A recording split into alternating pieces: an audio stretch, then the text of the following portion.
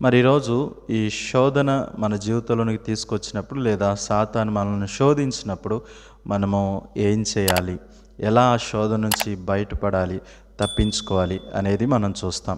అందుకే ప్రియులారా, మరి స్థానిక సంఘ సహవాసం, పరిశుద్ధుల యొక్క సహవాసం, మనకంటే పెద్దలైన వారి యొక్క సహవాసం, ప్రార్థనా పరులైనటువంటి వారి యొక్క సహవాసం, ఆత్మీయుల యొక్క సహవాసం చాలా అవసరం. మనం ఏ సహవాసాన్ని వెతుకుతున్నాం?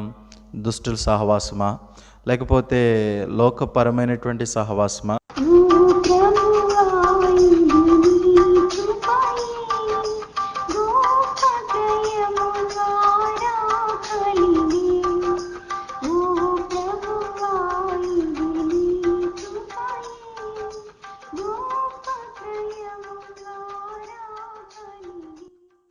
Praise the Lord. ప్రభు యొక్క మహాకృపను బట్టి మరొకసారి ఈ అనుదిన దైవ కృప అనే కార్యక్రమం ద్వారా దేవుని వాక్యాన్ని ధ్యానం చేసుకోవడానికి ప్రభు సహాయపడ్డారు. ఈ దినం కూడా ఒక వాక్యం చదువుకుని మనము ధ్యానం చేసుకుందాం. ఆదికాండము 3వ అధ్యాయం 1వ వచనం.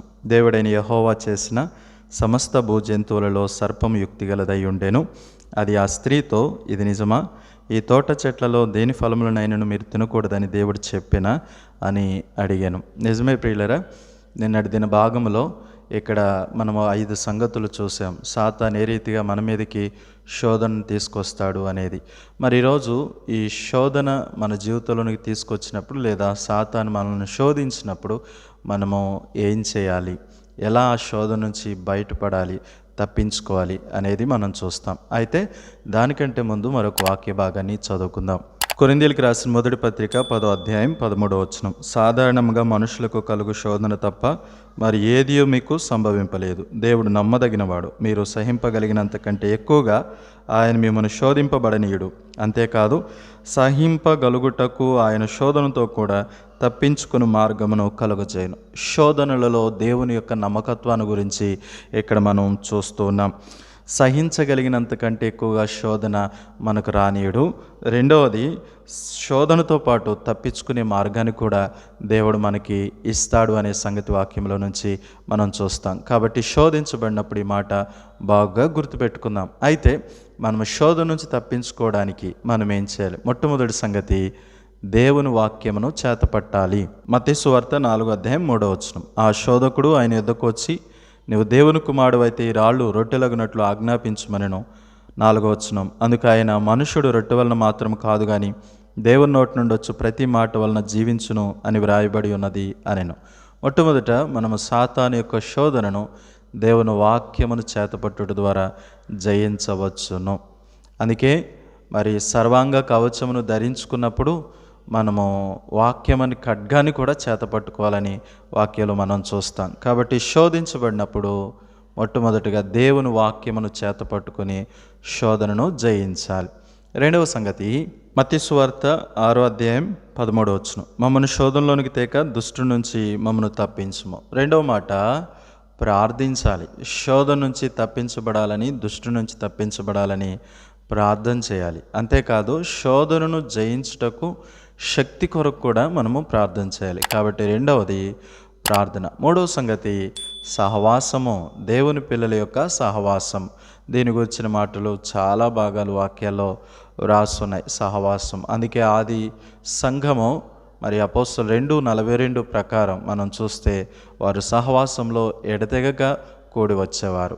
అపోస్తలుల కార్యం 2:42 ఏమని చెప్పుచున్నది? వీరు అపోస్తలుల బోధయందును సహవాసమందును రొట్టె విరుచుటయందును ప్రార్థన చేయటందును ఎడతెగక ఉండిరి. సహవాసంలో వారు ఎడతెగక ఉన్నారు. శోధన జయించడానికి సహవాసం చాలా అవసరం.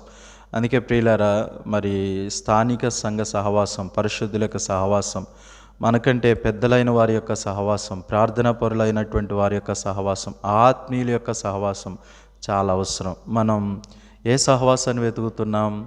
దుష్టుల సహవాసమా, లేకపోతే లోకపరమైనటువంటి సహవాసమా? అందుకే శోధన మనం జయించలేకపోతున్నాం. కాబట్టి ఈ దినం నుంచి పరిశుద్ధుల యొక్క సహవాసం, పెద్దల యొక్క సహవాసం, ఆత్మీయుల యొక్క సహవాసాన్ని వెతుకు. 4వ సంగతి, తిమోతిలకు రాసిన 2వ పత్రిక 2వ అధ్యాయం 22వ వచనం. నీవు యవనేచ్ఛల నుండి పారిపోము, పవిత్ర హృదయులై ప్రభువునకు ప్రార్థన చేయవారితో కూడా నీతిని, విశ్వాసమును, ప్రేమను, సమాధానమును వెంటాడము. 4వ సంగతి ఇక్కడ మనం చూస్తున్నాం. మనము శోధన నుంచి, యవనిచ్చల నుంచి, పాపం నుంచి పారిపోవాలి. యోసేపు తన వస్త్రమును విడిచి పారిపోయాడు.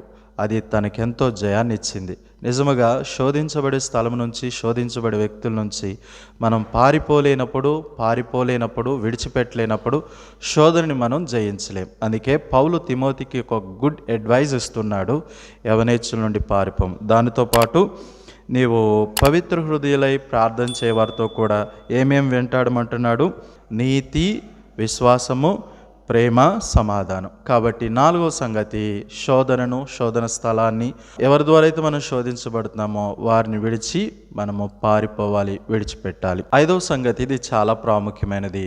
నో అనే మాట మనము నేర్చుకోవాలి. చాలా విషయాలకి వద్దు. దేవుని వాక్యం ఏదైతే వద్దు అని చెప్పిందో దానికి మనం వద్దు అనే మాట మనం ఖచ్చితంగా చెప్పాలి. యాకోబు రాసిన పత్రిక 1:12 శోధన సహించువాడు ధన్యుడు. కాబట్టి మనము శోధించబడుతున్నప్పటికీ, మనం శ్రమ తెచ్చుకుంటున్నప్పటికీ కాదు అన్న విషయాలను కాదు అన్నట్టుగానే చెప్పాలి.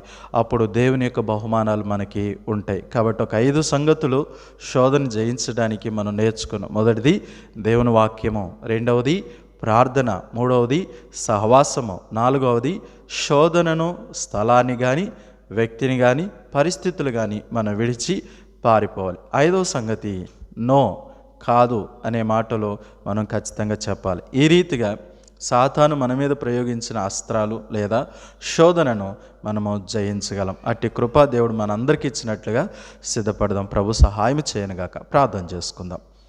ప్రేమ కలిగిన ప్రియ పరలోకపు తండ్రి, వందనాలు. మీరు శోధనతో పాటు తప్పించుకునే మార్గాన్ని కూడా ఇస్తానన్నారు. శోధనను జయించుటకు ఒక 5 సంగతులు ఈరోజు మేము నేర్చుకోగలిగినాం. అందుని బట్టి స్తోత్రాలు. కాబట్టి ప్రతి శోధనలో లేదా ప్రతి సమయాల్లో శోధించబడినప్పుడు ఈ 5 రకాలైన సంగతులు మేము జ్ఞాపకం చేసుకోవడానికి సహాయపడండి. శోధన నుంచి తప్పించండి, దుష్టు నుంచి తప్పించమని ప్రార్థన చేస్తున్నాం. జ్ఞాపకం చేసుకోండి. అదే రీతిగా ప్రభువా, నీ కృపను బట్టి ఈ దినమునకు కావలసిన నీ కృపనివ్వండి. రానున్న దిన భాగాల్లో నీ సహాయం మాకు ఇచ్చి మరి ప్రాముఖ్యమైన సంగతులు మేము ధ్యానం చేసుకోవడానికి సహాయపడమని యేసుక్రీస్తు నామంలో ప్రార్థించి అడిగి వేడుకుంటున్నాం తండ్రి. ఆమేన్. మంచిది ప్రియులారా, ప్రభు చిత్తమైతే మరొక వాక్యంతో మరొక వీడియోలో మనం కలుసుకుందాం. దేవుని యొక్క కృప మనందరికీ తోడైండును గాక. ఆమేన్.